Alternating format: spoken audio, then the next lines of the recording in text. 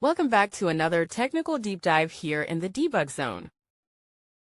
Today we're tackling a big question and breaking it down with us from other users. Hopefully this clears up some misconceptions and helps you get the answer you need. So buckle up, stay a little curious, and let's jump right in.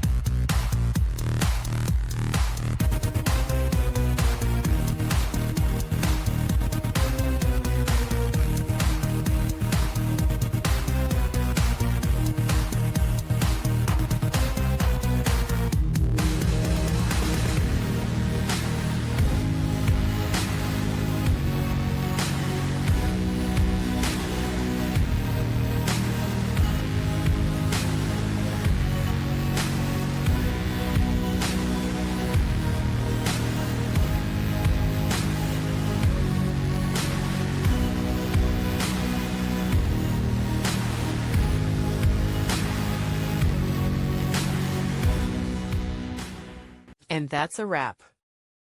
I hope you found the answer you were looking for. If you did, take a second to hit that subscribe button. It really helps out. And let me know in the comments which solution worked best for you. See you next time in the debug zone.